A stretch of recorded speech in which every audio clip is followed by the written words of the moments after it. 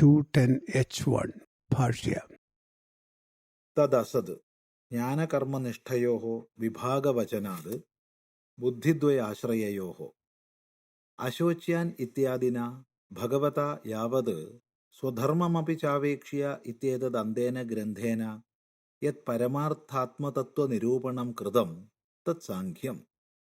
तद्विषया बुद्धिः आत्मनो जन्मादिषड्विक्रियाभावाद् अकर्ता आत्मा इति प्रकरणार्थनिरूपणाद् या जायते सा साङ्ख्यबुद्धिः। सा येषां ज्ञानिनाम् उचिता भवति ते साङ्ख्याः। एतस्याः बुद्धेः जन्मनः प्राग् आत्मनो देहादिव्यतिरिक्तत्वकर्तृत्वभोक्तृत्वाद्यपेक्षो धर्माधर्मविवेकपूर्वको मोक्षसाधन अनुष्ठाननिरूपणलक्षणो योगः। तद्विषया बुद्धिः योगबुद्धिः। सा येषां कर्मिणाम् उचिता भवति ते योगिनः। तथा च भगवता विभक्ते द्वे बुद्धि निर्दिष्टे एषा तेभिहिता साङ्ख्ये बुद्धिर्योगे तिमां शृणु इति। तयोः च साङ्ख्यबुद्ध्याश्रयां ज्ञानयोगेन निष्ठां साङ्ख्यानां विभक्तां वक्ष्यति पुरा वेदात्मना मया प्रोक्ता इति। तथा च योगबुद्ध्याश्रयां कर्मयोगेन निष्ठां विभक्तां वक्ष्यति कर्मयोगेन योगिनाम् इति। एवं साङ्ख्यबुद्धिं योगबुद्धिं च आश्रित्य द्वे निष्ठे विभक्ते भगवता एव उक्ते ज्ञानकर्मणोः कर्तृत्व अकर्तृत्व एकत्व अनेकत्व बुद्ध्याश्रययोः एकपुरुषाश्रयत्वासंभवं पश्यता। Translation. That is not right, because steadfastness in knowledge and in actions are given as two separate convictions. Bhagavan's analysis of the meaning of the ultimate principle in this section of Gita, beginning with the verse, quote, "Those who are not to be grieved for," unquote, Ślokās 2.11, and ending with the verse, quote, "even considering your own duty," unquote, Ślokās 2.31. And the ensuing teaching is Samkhya. The impression one gets out of the study of these verses is that as the self does not have the 6 states like birth, continuance, growth, transformation, decay and death, it is not a doer. This is the real knowledge about the ultimate reality, and this is Samkhya conviction. Those who consider this conviction appropriate are Sankhyas.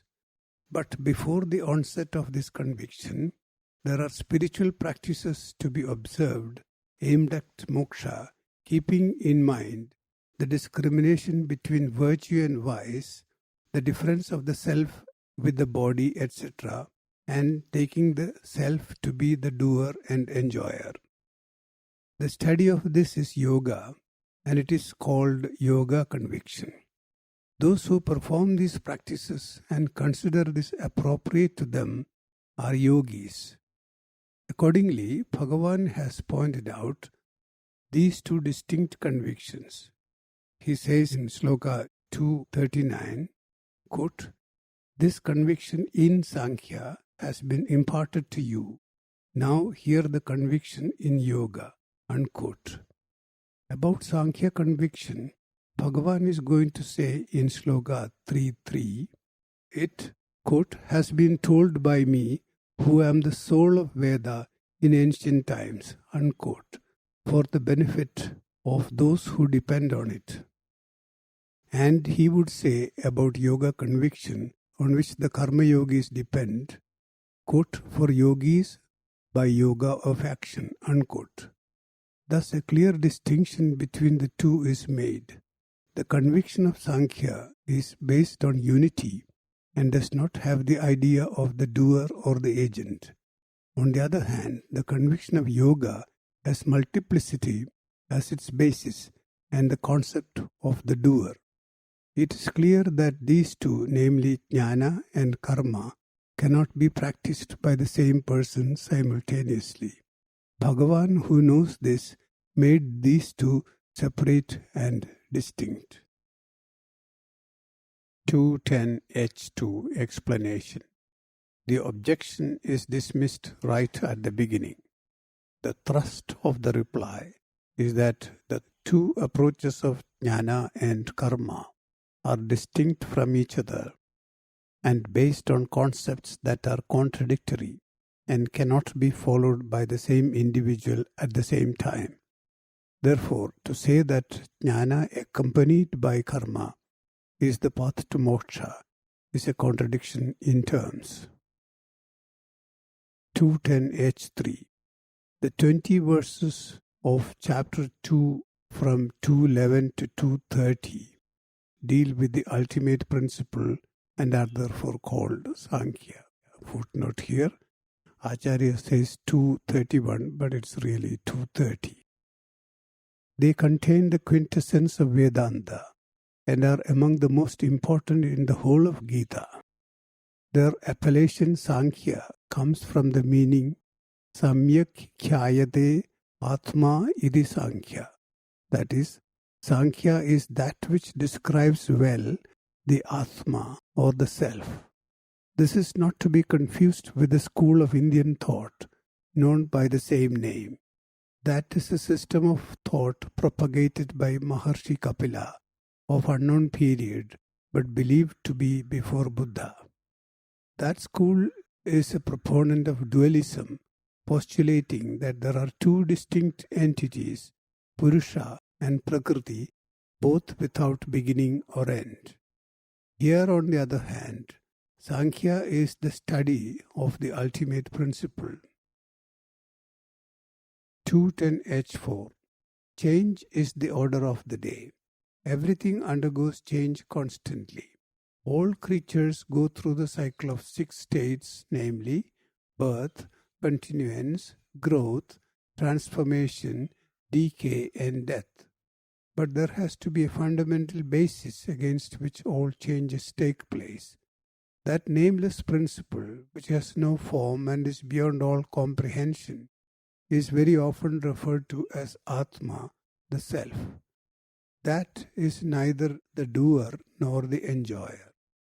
The knowledge that comes out of the study of this is Samkhya Buddhi or Samkhya conviction. Thus, Samkhya is nothing other than Atmajnana or knowledge of the Self. Those who have gained this are Atmajnanis or Sankhyas.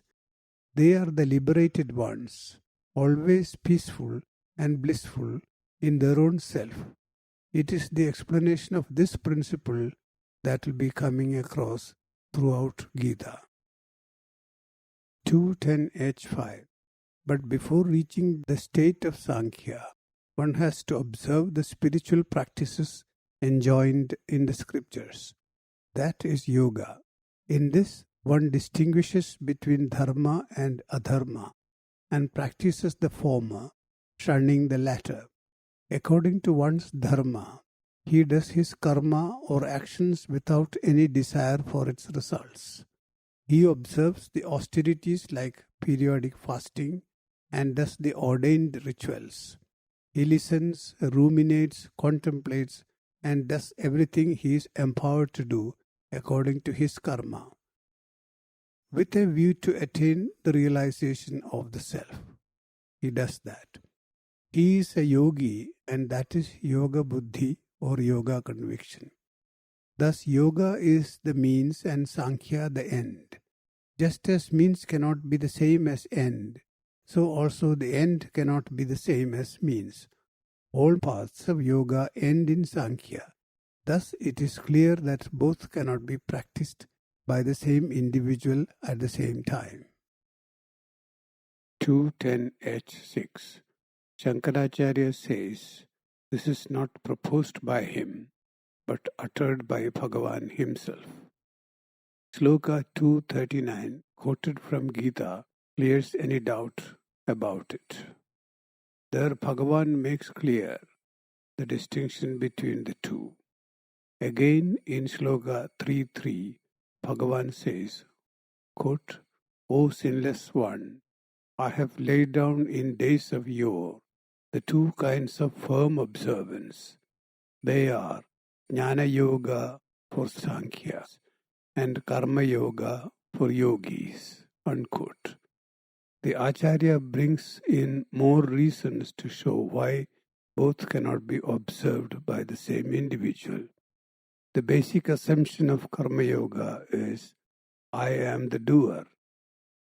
If I do such and such actions, be it Vedic rites or other actions, there will be such and such results.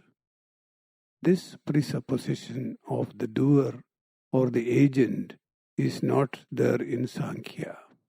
There, Jnana consists of the realization that the self is neither the doer nor the enjoyer. In such Jnana, everything is one and there is no other. It is the realization of unity above all diversities. On the other hand, Karma Yoga is on the level of multiplicity. There are several things like the doer, the act, the rites, the practitioner, the goal, the journey, the destination, the traveler, the observer, the observed, and the act of observation. The basic approaches being so different, it is impossible for one person to travel both the paths at the same time.